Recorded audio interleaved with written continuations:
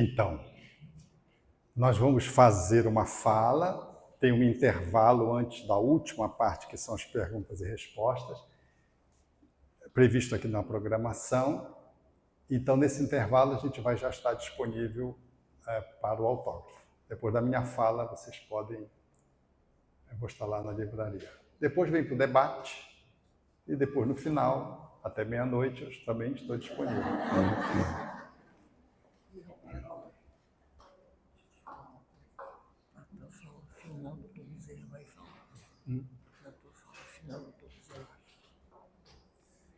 Então, nós ficamos com algumas pendências da tarde para responder e vamos fazê-lo ao longo da fala. Se ficar ainda não suficiente, a gente no debate volta a retomar.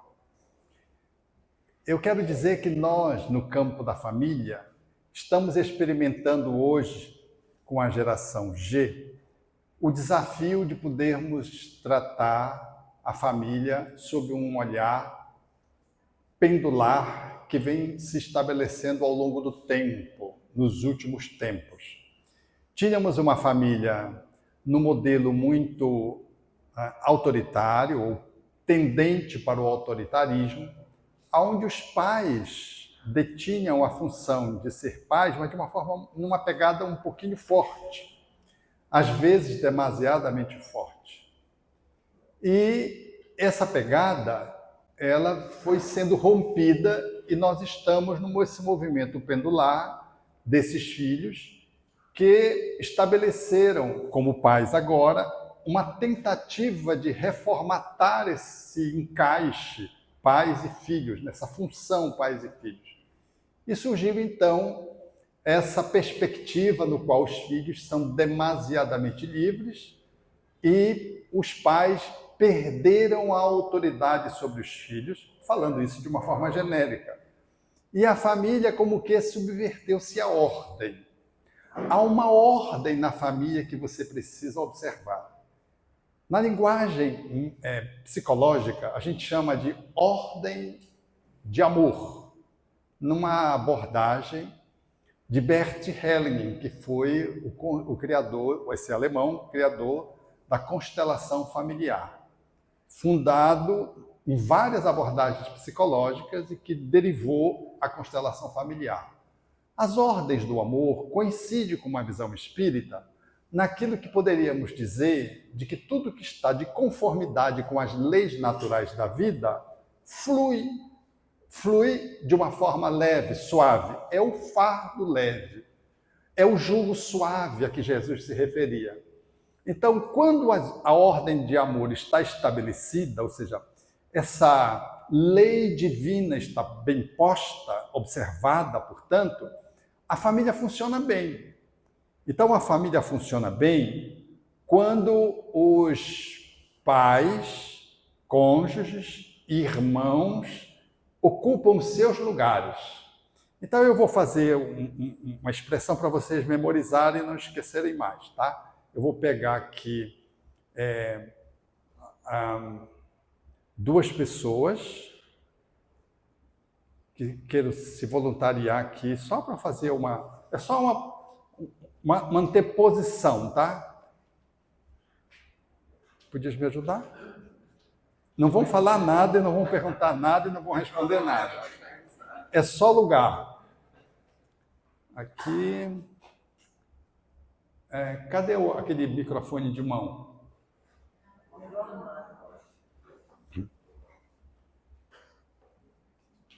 Então você vai ficar aqui. Você vai ficar aqui. Você vai ficar ali embaixo. Você vai ficar aqui.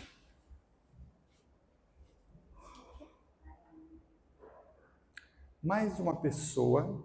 Você quer vir para me ajudar? Você desça para cá. Você fica aqui em cima. Então, a ordem de amor, você tem lugares específicos.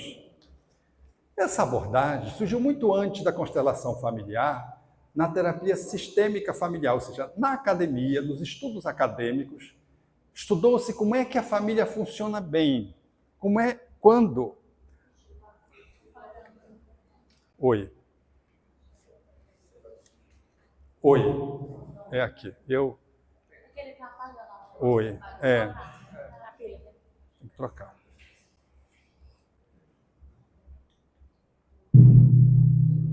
Opa, microfone. Esse tá bom. Então, isso é legal para você se ver. Quando você estiver olhando aqui, você vai lembrar da família de origem tua e vai lembrar da família que tu estás construindo agora, que tu gerastes agora. Nós temos uma família de origem, que nasceu filho, e a gente tem a família que a gente criou, que a gente é o pai e a mãe. Tá?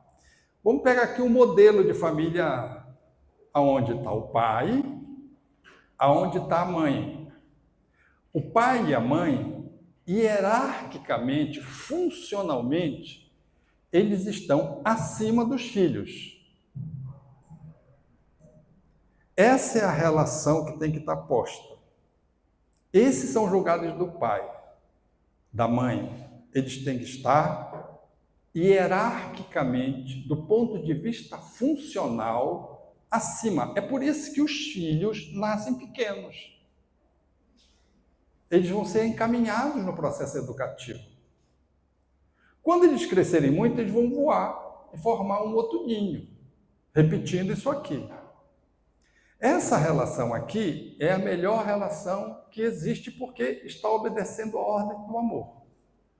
Mas pode acontecer na família que a gente tenha algumas dificuldades dentro da família. A maior parte do problema da família, considerando que somos espíritos reencarnados, é que nós não conseguimos ocupar o lugar e exercer a função. E nós desarrumamos essa família da sua funcionalidade através de conflitos que nós trazemos da família de origem ou de outras existências, e a gente não sabendo lidar, a gente encontra formas de acomodação que não são saudáveis, são disfuncionais. Esses pais aqui, eles ao mesmo tempo que são pais, eles são cônjuges.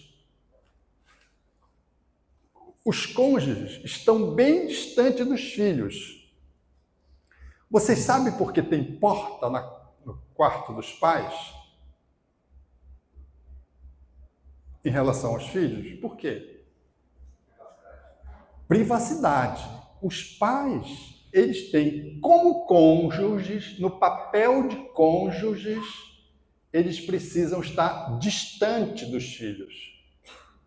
Porque os filhos não devem participar da vida conjugal dos pais. Por isso tem porta e chave. Por isso que quando você está mesmo numa família de periferia, que às vezes é um cômodo, você sugere montar um oleado de cima a baixo para separar filhos dos pais na hora de dormir, por exemplo. Por quê? Porque o momento de privacidade que ele trouxe é o momento da conjugalidade. Os filhos não devem participar da intimidade dos pais enquanto cônjuges. Esse é um lugar aqui onde o filho não comparece. Por isso, se um filho vem e vem, gosta tanto do papai que vai dormir do lado do papai. Tá legal isso? Dormir na cama dos pais. Mas essa filha ama tanto os pais e tem ciúme da mãe que ela vem e vai ficar bem aqui no meio dos dois. Eu sou tão amada, na verdade, ela está separando a ex do passado reencarnatório, está retomando, tentando retomar o marido da outra existência. Isso é uma relação muito disfuncional. E os pais tomam isso na melhor das intenções. O pai diz assim, minha filhinha querida, ela precisa dormir bem, é a outra da outra vida. E ele não tem um jeito de dizer, ele não sabe disso, porque não conhece a reencarnação, ou conhece, mas o coração dele fica dividido entre essa mulher da outra vida e essa mulher dessa vida, que é a esposa dele. Aí ele traz para cá. Esse é um problema para os cônjuges, enquanto cônjuges, e é um problema para o filho, que está no lugar errado. Aí, se o pai e a mãe brigam, aí vem a filha e conversa aqui com a mãe, fica no tititi com a mãe, discutindo conjugalidade. Isso é outro conflito. Filho não faz confidência com mãe sobre relacionamento conjugal. Isso é um lugar que filho não comparece. Mas a mãe, que soube que o marido traiu, ou que está muito distante, ou que teve algum problema, que refletiu na conjugalidade, vai e confidencia com a filha tão querida. Aí ela pega, faz uma aliança com a filha contra o pai. Isso é ruim para quem? Para todos. É ruim para os cônjuges e é péssimo para a filha. Péssimo. Quem vai ser lesada é essa aqui. Porque ela vai levar isso adiante para a vida dela. Ela entrou numa confusão que não é dela. Às vezes, os dois fazem na vida de frente confidente e colocam ela como juíza. Ele vai, se aproxima, olha, sua mãe fez isso, ela vai, não, mas seu pai não me dá atenção. Fazem da filha juiz, ou promotora, ou advogado de defesa, ou amiga confidente. Tudo isso está errado. Tudo isso é disfuncionalidade, é dor, sofrimento. Filho não participa de encrenca conjugal. Ah, mas ele não tem interesse em mim conjugal. Ele esfriou. Aí ele diz, sua mãe não me dá atenção. Aí a filha, querendo ajudar, dá um palpite para cá, dá um palpite para lá. Divide a filha no meio. Ou ela pende para um lado, ou pende para o outro, e vai levar essa encrenca para o resto da vida. Porque depois, se esses pais se separarem, ela vai levar essa encrenca junto com ela. Fica sem falar com o pai, durante um longo tempo.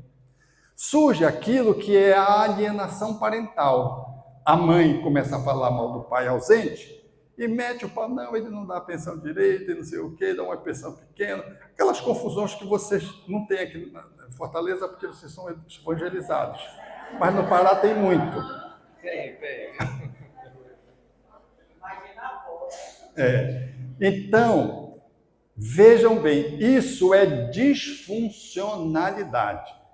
Os pais estão brigando como cônjuges, busquem ajuda fora.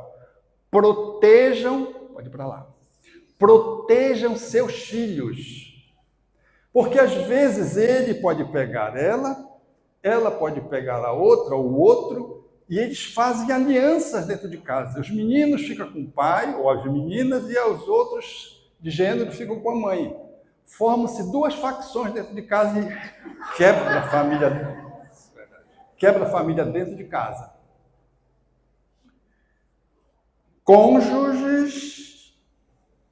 Cônjuges, filho não entra. Nem como amigo, nem como confidente. Qual é a posição dos filhos? Papai, esse é o senhor com a mamãe. Mamãe, esse é a senhora e o papai, eu não quero me meter nisso. Ponto final. Não é ponto em seguida, é ponto final. Não é parágrafo, é ponto final. Porque senão vai ficar o leve trás. Mas o que é que você acha? Seu pai, não sei o quê, como mulher, como homem, a sua mãe, isso não é conversa para ter com o filho. Ficou claro isso? Claríssimo. Porque quando essazinha aqui, filha, vem para cá, ela atiça nele uma encrenca que ela teve com ele na relação com ela. E se transforma no triângulo amoroso do passado, reconfigurado aqui. Emmanuel chama isso no livro Vida e Sexo de desvinculação.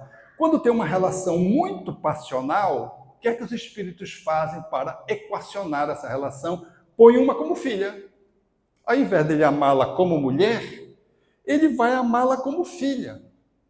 Quando ele ama como filha, ele faz o quê? Ele sublima sentimentos. E ela sublima sentimentos.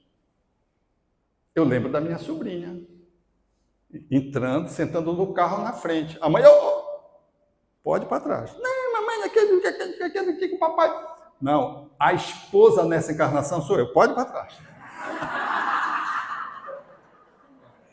Porque se ela desse uma brechinha, a filha já ocupava o lugar. No colo do papai só as costas. No colo do papai o quê? No colo do homem, só a mulher tem sempre, não a filha. Sim, ok. Então, essa configuração aqui é muito importante. Se essa relação é muito passional, o que é que acontece? Pode acontecer cenas que envolvem o passado e, se não houver um equilíbrio, podem surgir problemas de natureza sexual, incestuosa.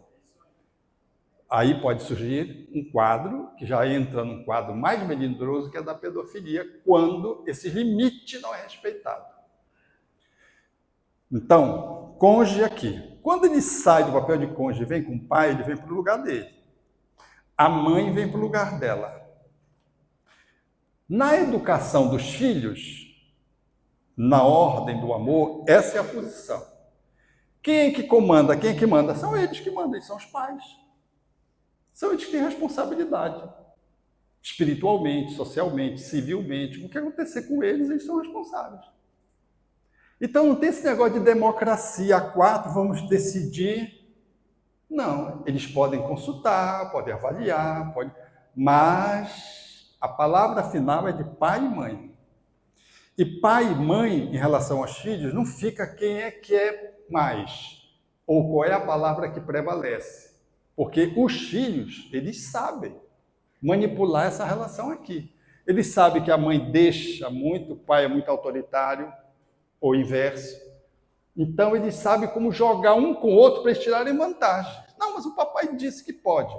Então, pai e mãe estão sempre convergentes nas decisões. E o que um faz, o outro não desqualifica. Salvo se ela for matar. Aí ela impede de eu cometer um homicídio. Ou seja, uma situação extemporânea, o pai ou a mãe intervém. Mas no cotidiano, ele deixa que a coisa aconteça, sem reforçar, acabou, chama no cantinho e vamos conversar enquanto pais.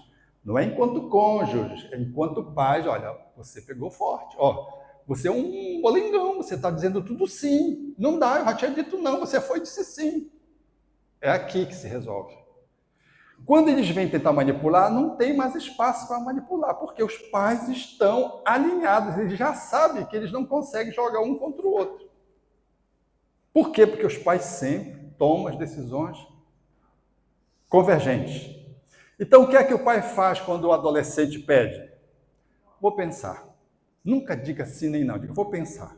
Quando eu vou pensar, ele tem tempo para pensar. E tem tempo para conversar com a mãe.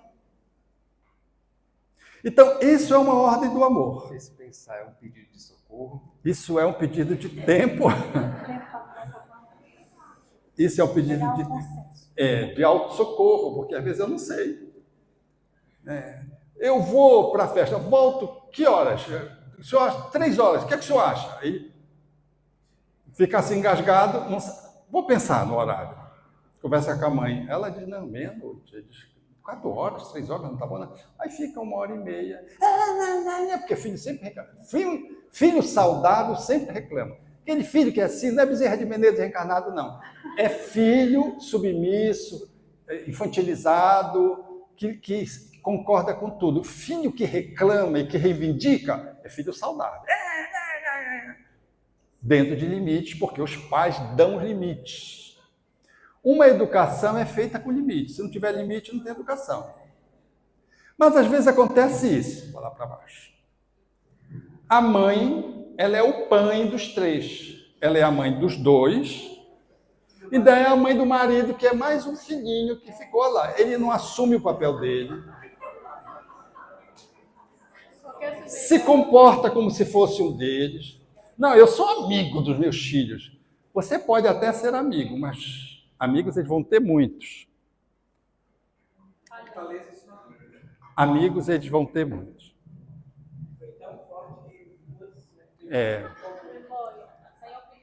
Amigos eles vão ter muitos, mas pai e mãe é um só. E por isso veio pai e mãe. Então, não abra mão do pai, do papel de pai e de mãe.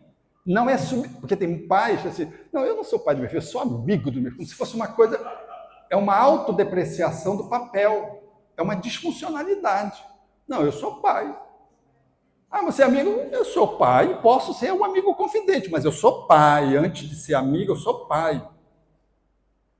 Não dá para inverter essa situação. Aqui ele pode ser até um amiguinho dos filhos, mas esse não é o lugar dele. Isso vai dar problema de funcionalidade. Isso é uma disfuncionalidade no lar. Isso é um problema. Porque essa mãe, ela desenvolve o papel de pai e de mãe, e quando o pai vai para cá, o que acontece na conjugalidade, muitas vezes, ela vem sozinha como mulher. Cadê o homem da mulher? Está lá, como filhinho. Como bebê. Ninguém tem relacionamentos sexuais com filho. Se ele for muito para lá, vai haver um desinteresse conjugal aqui. Entendeu? Vai havendo desinteresse. Então, essa mãe, quando ela está tutelando os filhos, isso é muito ruim. Mas pode acontecer que ela está aqui, aí vem a outra filha e vem e ocupa o lugar do pai, vem para cá. Aí fica um pai meio infantilizado, do lado do outro filho, e essa filha aqui, mandona. Esse o pessoal está ajeitando lá o... Esse é o meu anjo ajeitando o telefone. Vocês veem? Dizem que os anjos são silenciosos, né? Olha o meu anjo, esse é o meu anjo ajeitando pilha. O anjo está indo para o trono. O anjo está indo para o trono. Anjo de paraenses, né, meu amor? Anjo de paraenses é tipo o jato. Obrigado. Então, quando essa menina vem para cá, ela é autoritária para avô. Podia ser um menino, tá? Aqui, coincidentemente, está uma menina. Essa menina junta-se com a mãe e eles passam a ser o dono do lar. Passam a mandar. Ela que manda. Não, eu que vou comprar, eu que faço despesa, eu que programa a viagem, não sei o quê. Ele só passa o cartão de crédito. Quem decide é aqui. Isso é uma disfuncionalidade. Às vezes acontece assim, a mãe está longe, o pai, vem para cá, pai. O pai está longe, e esse filho vem e toma uma conta do lar. A gente chama isso de família, onde o filho assume a posição parental, ele assume a posição de pai e de mãe. E ele coordena os outros irmãos que estão aqui. Mãe muito ausente, pai trabalha muito ou viaja, e está aqui um filho coordenando o lar. E eles dizem, não, eu tenho uma filha fantástica, ela me supre. A mãe diz, poxa, nossa filha é demais, ela coordena tudo em casa, ajeita tudo, organiza tudo. Essa filha saiu do lugar dela, está ruim. Que ela venha momentaneamente, tudo bem, mas que ela ocupe essa função reiteradamente, isso é ruim. Porque ela perde a relação com os irmãos, ela vai para o lugar parental, ela ganha o afeto dos pais na disfuncionalidade, a atenção, ela é filha preferida, filha máxima, mas ela não só ficou diferenciada e desperta nos irmãos ciúme, como ela perde a relação com os irmãos, que é uma relação fraternal. Então, essa é uma disfuncionalidade que existe. Pode ser que o pai esteja doente, por exemplo, e a mãe esteja trabalhando muito e ela fica aqui. Pode ser que o pai esteja doente e a mãe esteja aqui e ela venha ocupar e fique nesse lugar. Quando o pai melhora, ele deixa ela lá. Acha bom, mas é ruim para a família.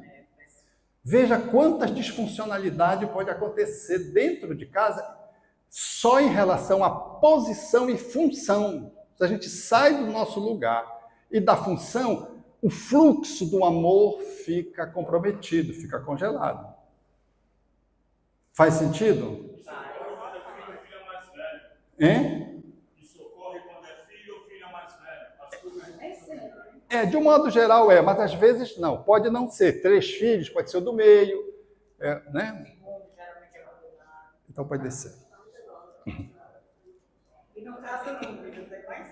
Mais velho não casa não. Muito bem. Aí o que acontece? Esse filho aqui um pouquinho para cá. Esse filho aqui é o filho problema.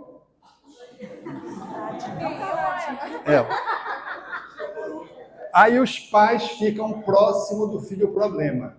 Já viram isso? Ele tem uma deficiência,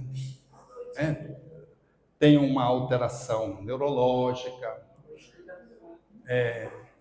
tem uma superdotação. Não necessariamente é o mais novo. Não é necessariamente o mais novo, qualquer um. Tem um problema que adoeceu, tem asma. Essazinha aqui não tem nada. Essa aqui não tem nada. É a filha que não dá problema. O pior problema é uma filha que não dá problema. Por quê? Porque ela começa a ser colocada fora do sistema. Ela é uma filha que a gente não se preocupa, ela faz os deveres sozinha, ela não sei o quê, não sei. Tudo ela faz sozinha, vai no médico sozinha. Essazinha aqui que precisa da gente, carregam essa para cá, carrega essa para lá. Ela tem necessidades? Tem, sim. Mas essa aqui que está sendo excluída do sistema por esses pais, gera o quê? Uma família disfuncional. Isso aqui vai dar problema. Isso aqui vai dar problema. Lembra aquele filme... Que é uma palavra só. Ajudei. Minha assessoria. É o extraordinário. O extraordinário, a menina fazia tudo certinho e o garotinho era o problemático, tinha uma deficiência física e tudo, e os pais cuidavam dele. O que aconteceu com ela? Ela começou a dar problema, foi para as drogas, as más companhias. Porque se sentiu o quê? Abandonada, excluída. Então, tem filhos que demandam mas todos são filhos. Não esqueçam disso, todos são filhos. Esse que não dá problema é um problema, se eu me afastar dele porque ele não dá problema. Então, eu tenho que trazer ele para cá, ele tem que ficar contemplado pelo meu amor. É verdade que a gente vai aplicar mais energia aqui, porque aqui tem mais demanda, mas não vai abandonar esse aqui. Não é para tirar desse daqui para cá. Vai atender os dois. Esse aqui, com maior demanda, vai receber maior investimento. Mas cuidado para não excluir esse. Porque esse aqui...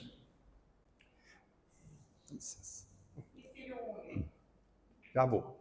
Esse aqui, tinha o filho lá, tudo legal. Aí nasceu esse aqui. Esse nasceu e ficou doente no hospital e tudo. Aí o que aconteceu? Esse filhinho aqui foi sendo colocado de lado. O que foi? Não, seu irmão está doente, seu irmãozinho. A pior coisa é o irmão que nasce depois. Porque ele é uma ameaça. Tirou o trono. Esse ciúme aqui é uma briga normal no processo de educação da amorosidade. Mas quando ele fica de lado, porque esse passa 6 meses no hospital, isso aqui vai traumatizar esse aqui. E aí o que vai acontecer? Tudo que é disfuncionalidade contamina o sistema. Não só aqui, mas ele vai contaminar aqui, enquanto cônjuge. Os casais se distanciam porque tem tanto problema aqui, e esse daqui foi jogado para lá e começou a dar problema. Aí o casal se afasta conjugalmente e nem sabe por que está afastado conjugalmente. Vocês estão entendendo? Vem aqui, encosta aqui. Mas como nós somos pessoas muito importantes, temos muito trabalho, aí a gente pega mais uma pessoa aqui, se nos ajudar. Você pode nos ajudar? Isso aqui tem uma história.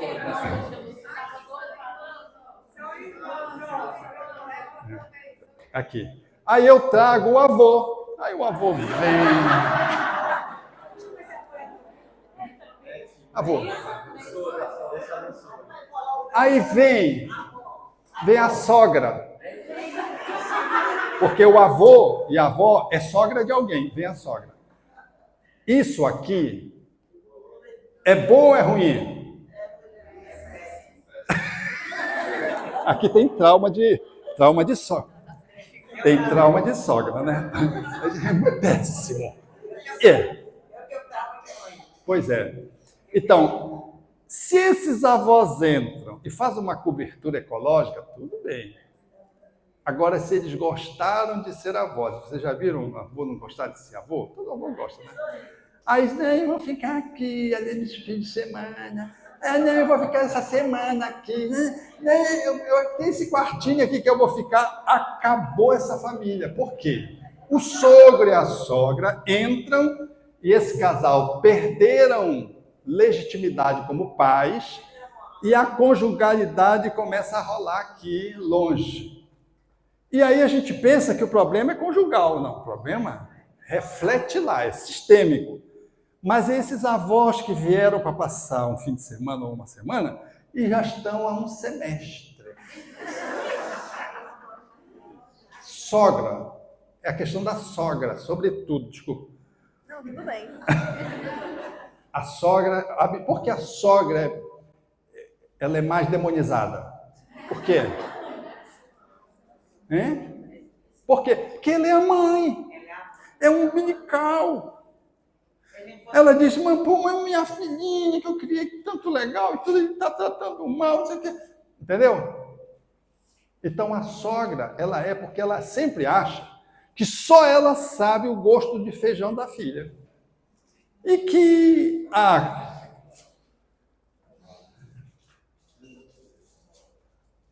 mãe não sabe o que a neta dela gosta, que a filha dela gosta. Aí ela vem, começa a cuidar da neta e começa a brigar com o filho lá, porque o filho, ela sabe o gosto do feijão que o filho gosta. Então, ela não só rivaliza no papel de mãe com a neta, mas ela entra nessa briga aqui. Aí o que acontece? Ela entra e diz, o meu filhinho, é que eu conheço o feijão que o meu filhinho gosta. Ele está muito cansado. Ela tira o lugar do pai e mexe na conjugalidade. Aí o que acontece? Surge um indivíduo aqui, um indivíduo bem aqui, e diz, venha cá, deixa isso aí, venha relaxar aqui comigo, que eu lhe entendo. Já viram isso? Isso é disfuncionalidade familiar, cada um no seu lugar. Esses avós aqui, eles não vão educar esses filhos, porque eles já educaram, e às vezes mal educaram os filhos, que estão lá atrás. Eles querem imprimir as regras deles, mas quem vai imprimir as regras desses é aqueles dois casais ali, aqueles cônjuges como pais, e eles vão assumir. A hora deles ser pais é essa. A avó não pode se meter na educação dos filhos a tal ponto, dizer, não, isso não pode ser, tem que correr. A regra é essa. Leia Terezinha de Brito, pela psicografia de Raul Teixeira, Carta aos Avós. E vocês vão ver o que eu estou dizendo aqui, o Espírito falando exatamente isso. Então, os avós têm que ficar na deles. Eles vêm, dão um apoio para os pais fora da casa. Quando está na casa deles, eu vou ficar para cá um pouquinho, pode vir o avô? Aqui são avós jovens. Quando os filhos vão para lá, agora vem. Dá chiclete, não toma banho, come tudo. Aqui os pais. Tá certo aquilo lá? Hein? Não escova o dente, não toma banho, está na casa dos avós. Entra pela noite, não precisa dormir cedo, dá dinheiro. Olha como eles sabem tudo, esses filhos. Esses netos. Isso está disfuncional? Tá, se esses filhos ficarem lá.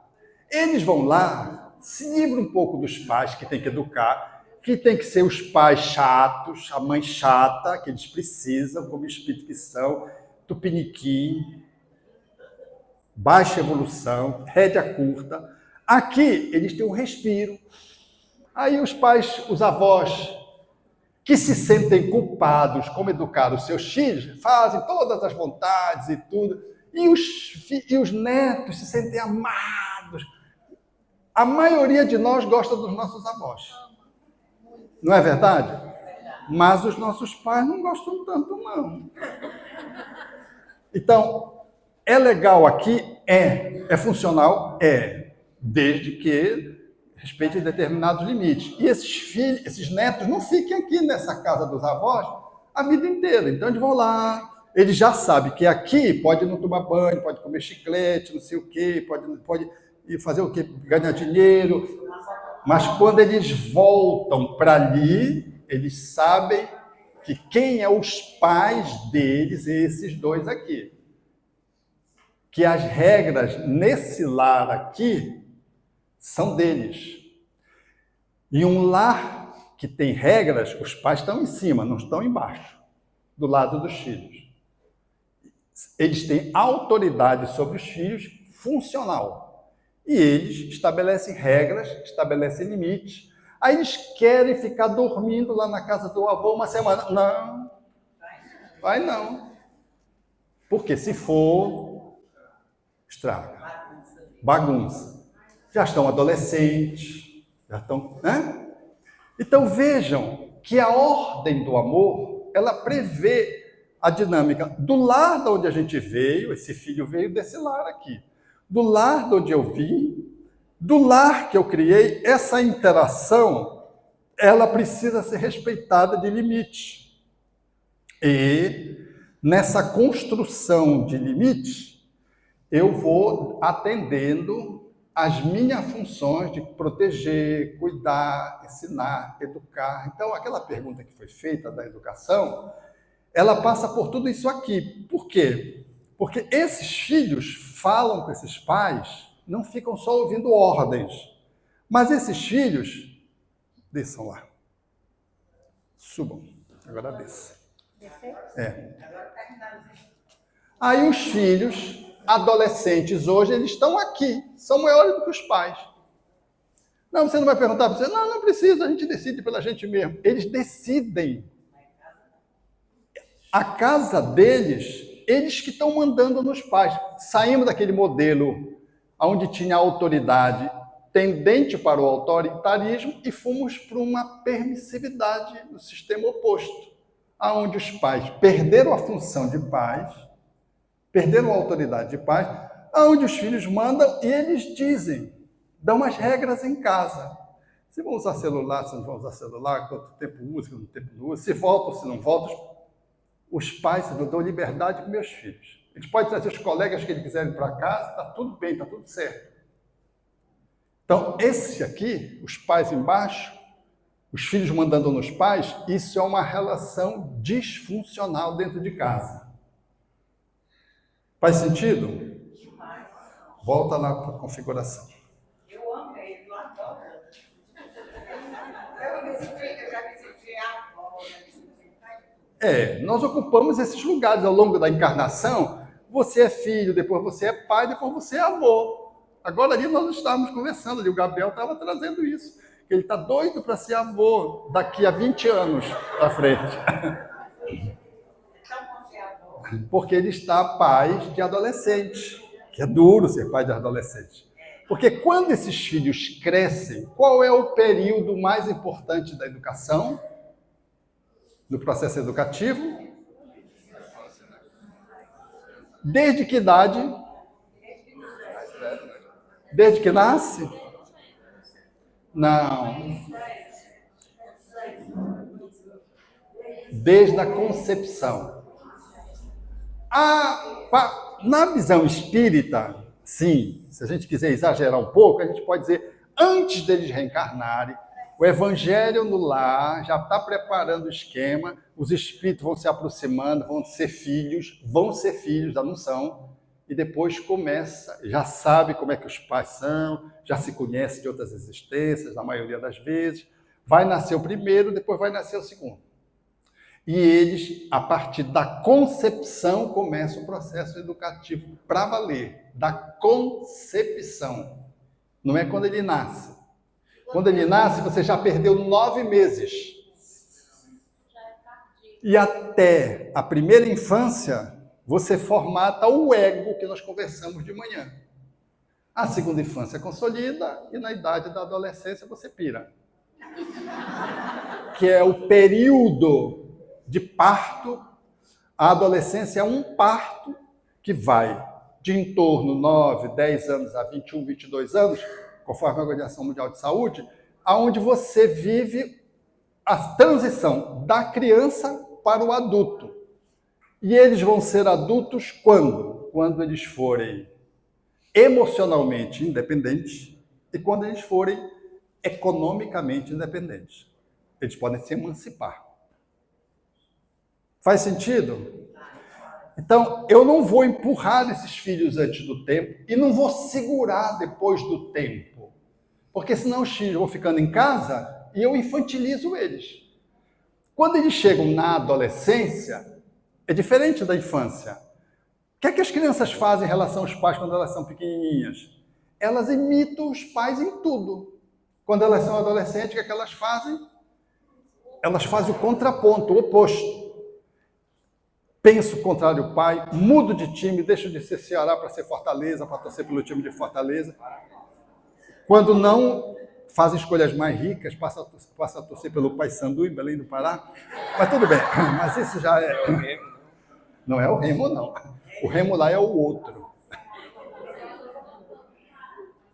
Então, a adolescência, que é esse período de transição, que demora 10, 12 anos aproximadamente, é um parto, onde a criança deixou de ser criança, ela vai deixando de ser criança e vai assumindo o adulto, onde a personalidade se consolida e onde os adolescentes são o quê? Eles são caracterizados pela transição, instabilidade, serem do contra.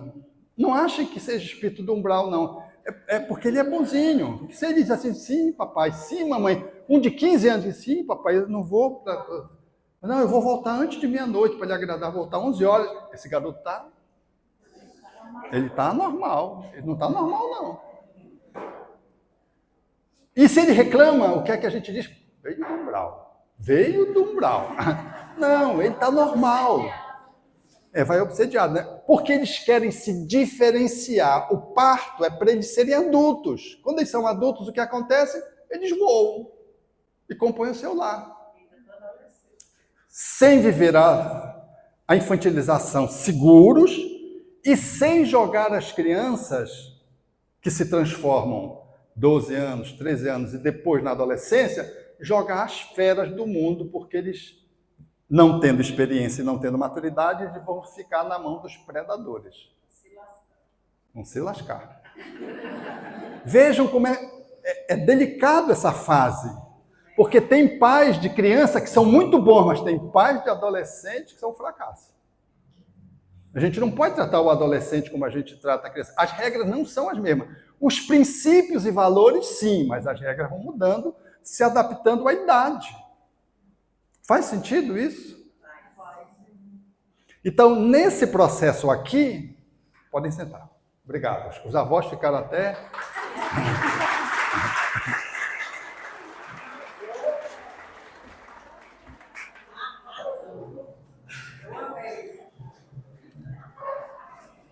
Eu já fiz. Maravilhosa também.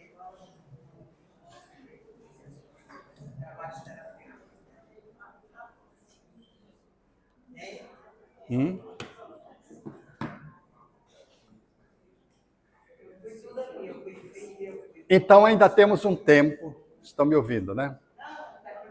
Tá. Eu vou para cá mesmo. Então, poderíamos fazer, a grosso modo, uma diferença. A família autoritária é diferente da família abdicrata, onde os pais exercem um poder abdicrata, soltam. Aqui, eles prendem. A família que é uma família de verdade, funcional e que seguem a ordem divina, a ordem do amor, nessa linguagem espírita e psicológica, ela está no meio. Ela é uma família que tem autoridade, centrada no quê? Na amorosidade. O que sustenta uma família é o afeto guiado pelo amor. Não é a força, o tamanho dos pais. É a autoridade funcional assentada na amorosidade. Aqui é no grito, na força.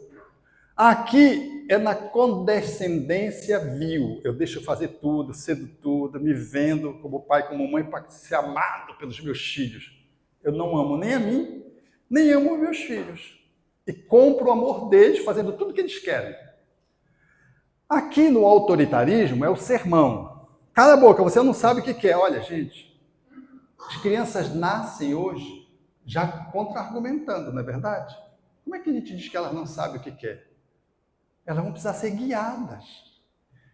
Aqui, quem manda são os... Ali era o pai que fazia sermão. Aqui são os filhos, só a voz dos filhos, os comandos. E aqui, o que é que tem aqui no meio? O diálogo. Aqui é o diálogo, vai e volta. Mantendo a autoridade funcional centrada na amorosidade. Aqui há um processo de acolhimento, aqui há um aprisionamento dessa família antiga, autoritária, e aqui há uma permissividade, tudo pode, está tudo livre. E aqui tem um acolhimento com continência. Continência. Sabe um container? O container guarda as coisas, protege com segurança, para que nada dentro se machuque, se estrague. Então nós vamos dar continência, vamos acolher os filhos, proteger os filhos dando continência, mas dando limites. Esses limites são claros. Olha, é 1 hora que você tem que voltar para o adolescente, ou para a criança. Não, você não pode mexer aí, isso é do seu irmão. Ele quer meter a mão no brinquedo do irmão. E o irmão está brincando. Diz, não, agora é a hora do seu irmão brincar. Limite. Aqui, o limite é um muro. Os filhos não chegam nos pais. Os pais estão muito distantes deles. É um autoritarismo que os pais têm dificuldade de chegar. Aqui não tem limite nenhum. Não tem cerca, não tem nada. Os filhos entram e saem, não tem regra, não tem normas. É uma relação aqui, a gente chama isso na linguagem técnica de difusa. Os limites são difusos, a gente não sabe onde é que termina o direito de um ou o direito de outro. Aqui são claros e precisos os limites.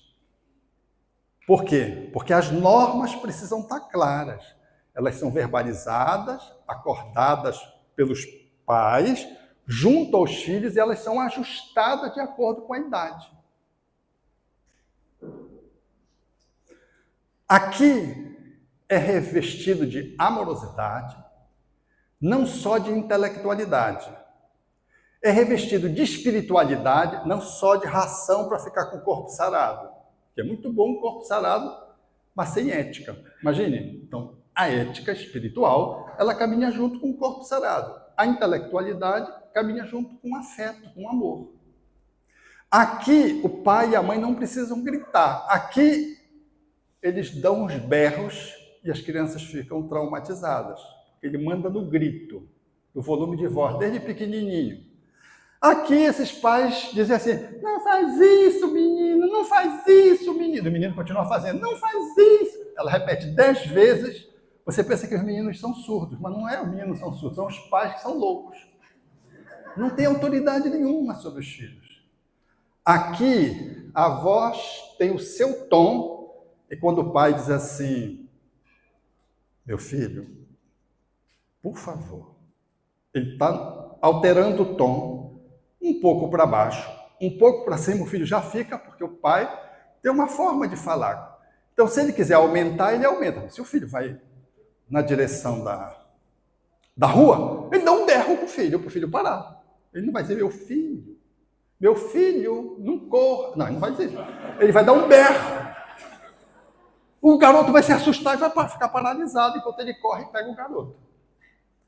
Se o filho aumenta a voz, o pai diminui a voz, chamando o filho para diminuir a voz, porque o respeito é uma relação que acontece aqui do pai para os filhos e dos filhos para o pai.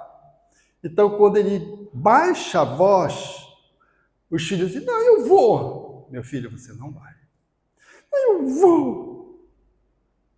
Meu filho, você não vai. A entonação, a baixada de voz e a assertividade que está calcada numa educação amorosa faz com que os filhos respeitem. Eles respeitam. Porque o que nos vincula a alguém, na família e fora dela, é a amorosidade. Não é o grito da voz, o brilho intelectual, a força física. O que funciona dentro de casa como sistema de autoridade, que fundamenta a autoridade, o respeito, a continência, a aceitação, o diálogo é o amor. Se não houver amor em casa, essa família está disfuncional. O amor, ele regula as relações. Porque o filho não faz isso ou aquilo porque o pai simplesmente disse que vai fazer mal ou bem. Ele faz porque a voz que norteou aquela orientação veio de alguém que o ama, o pai e a mãe. Faz sentido isso? Então, o amor é universal. Nós vivemos em Belém do Pará uma experiência muito rica, lá no Jardim das Oliveiras, com um espírito que eu atendi, e ele, veja só, ele era um alcoólatra, um mendigo, viveu no início do século no nosso estado, e ele fazia o seguinte, o bonde passava e a fiação às vezes saía, então ele ia lá com um pau e tentava recolocar a fiação, mas às vezes levava choque. Fazia isso precariamente. Era um mendigo, era um homem de rua, um mendigo. E ganhava com isso o quê? Ganhava cachaça.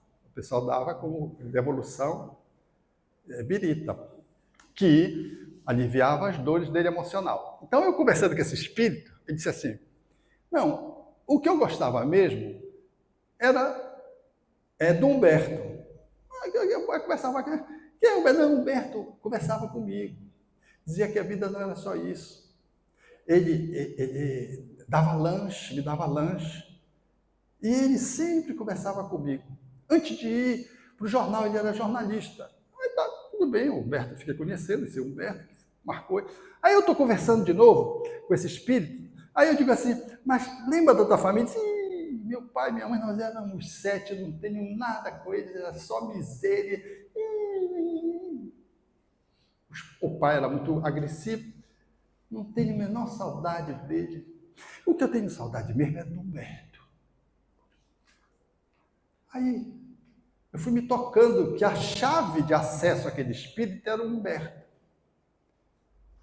Nós tínhamos feito um trabalho antes, eu faço um trabalho às 17h15 no Instagram, chama-se Filigranas de Luz. É um comentário breve sobre um assunto breve durante 20 minutos. 19h15, obrigado, meu irmão. 19h15, é o Instagram, se vocês quiserem prestigiar, eu estou lá. Toda quarta-feira. Quarta-feira, 19h15. Eu tinha falado sobre gratidão. Acabou o Instagram, eu vou para a reunião da desobsessão. Isso era a reunião da desobsessão. Aí veio esse espírito com essa história que eu estou dizendo para vocês. Aí lá pelas tantas, ele diz assim, tem um homem aqui que está recitando um poema. E ele começou a dizer, deu o nome do poema, começou a recitar, e ele está dizendo que esse poema era do Humberto. Eu não sabia que o Humberto gostava de poema. Eu também gosto de poema, eu não sabia. Ele disse, onde foi o Humberto? O Humberto foi para o Rio de Janeiro. E eles estão me dizendo aqui, se eu aceitar ficar aqui nessa casa sendo cuidado, eles depois Me levam para o Rio de Janeiro para eu recontactar com o Humberto, para eu rever o Humberto. Aí foi uma cena emocionante. A sala fica, nesses momentos, a gente fica envolto naquela psicosfera e é muito impregnante, né? E ele disse, eu aceito. Aí quando ele aceitou e se desconectou do médium, o médium disse assim, o benfeitor que mostrou o poema está dizendo que esse poema é um poema de Humberto de Campos. Pô, Humberto de Campos? Aqui em Belém? Jovem? Aí depois nós fomos pesquisar. Humberto de Campos morou em Belém, exatamente nesse período que ele fez menção. Muito jovem, com 17 anos, era jornalista, escrevia na Folha, ele deu o nome do jornal em que ele escrevia. Escrevia na Folha. Vejam, ele indo para o trabalho, aqui e acolá, atendia aquele indivíduo que estava ali na rua e fazia aquele gesto de gratidão a Deus, a tudo que ele tinha, a juventude, a capacidade intelectual dele. Aquele gesto de amor gerou naquele espírito uma marca que funcionava em relação à família, a única referência de afeto que aquele espírito tinha naquela história, família, daquela existência. Família era zero, os irmãos viveram a miserabilidade, o pai era bruto, a mãe não fez nem menção particular. E Humberto era aquele homem que, episodicamente, fazia um pequeno gesto de caridade, autêntica, porque não dava só o alimento, conversava com ele dizendo que a vida não era só aquilo, que estimulava ele a seguir, na tentativa talvez de liberá-lo da dependência alcoólica. E aquela referência para aquele espírito marcou como não marcou a sua família, que era problema só de sofrimento. Então, eu estou dizendo isso para reafirmar de que o combustível da família é a amorosidade, que envolve carinho, afeto, sim, não, que envolve abraço, que envolve, sente aí, a senhora está precisando pensar um pouco sobre o que você fez e deixar a criança sentada lá 5 minutos no cantinho da reflexão, da meditação, como você queira chamar, que envolve sanções, não, você não está com direito de estar usando o celular no domingo, ou você está suspenso o seu celular do adolescente durante a semana, você aplica uma sanção. A sanção não é uma punição, a sanção é uma medida que leva o jovem ou a criança a refletir. Você anuncia o pelo que, aplica a sanção e depois conversa sobre a sanção para que ela tenha validade, para que ela seja útil. Você sabe por que você ficou sentado aí 5 minutos? Porque você meteu o dedo no olho do seu irmão. Você sabe por que você ficou sem o celular? Porque você fez isso. Você compreendeu isso? Ou então, quando ele conclui a sanção, conclui ali a reflexão, diz assim, pelo que você ficou sentado aí? O que é que você pode pensar sobre o que você fez? A própria criança ou o adolescente traz. E o pai e a mãe, ou ambos, refinam aquela orientação, delimitando uma regra que foi rompida e que precisa de uma penalidade, no sentido de que uma sanção seja aplicada, precisa ser ajustada, mostrando para o filho, não como uma punição, mas como as consequências todas as vezes que ele rompe com uma regra. Tem consequências, você tem que assumir as consequências. Faz sentido? Demais. Estou adorando.